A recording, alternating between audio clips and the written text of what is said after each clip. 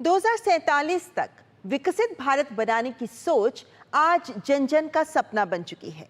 इसे जमीन पर उतारने के लिए सरकार भी कमर कस चुकी है। केंद्र के एनडीए सरकार के तीसरे कार्यकाल के पहले 100 दिन इसे साबित कर रहे हैं। जिस तरह बड़े और कड़े निर्णयों के साथ सरकार ने इन 100 दिनों में विकास को रफ्तार दी है, वो सरकार की जन कल्याण के साथ साथ विकसित भारत के प्रति प्रतिबद्धता को भी दर्शाती है। आज केंद्र की एनडीए सरकार के 100 दिन भी हो रहे हैं। इस दौरान गरीब, किसान, नौजवान और नारी शक्ति के सशक्तिकरण के लिए बड़ी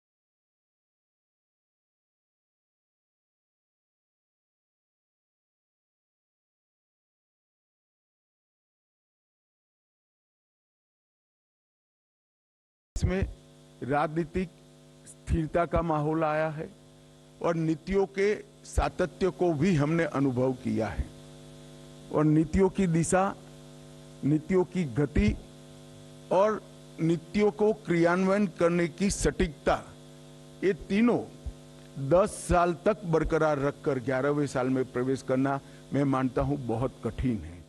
इस अवसर पर कई केंद्रीय मंत्रियों ने प्रेस वार्ता कर अपने मंत्रालयों के 100 दिन के कार्यों को सामने रखा।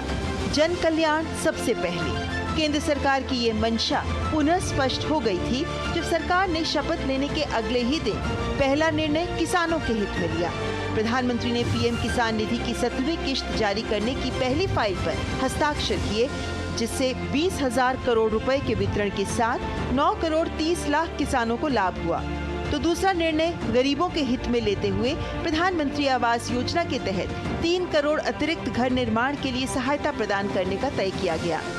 मोदी सरकार ने तीसरे कार्यकाल के पहले 100 दिनों में सभी क्षेत्रों के विकास पर गौर किया है। ये 100 दिन गवाह बने जब देश को ऐतिहासिक पहल के तहत 3 नए आपराधिक कानून मिले।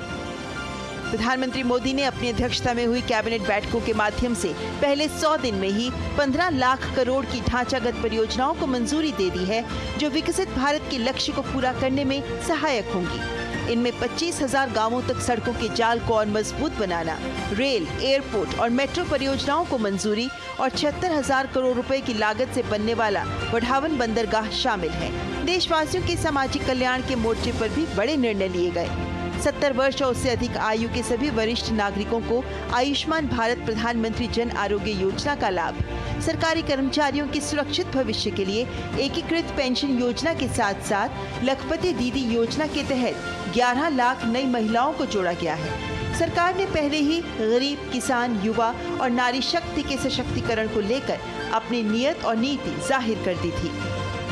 Bureau report, DD news. तो एक लंबी फहरिस्त है इन निर्णयों की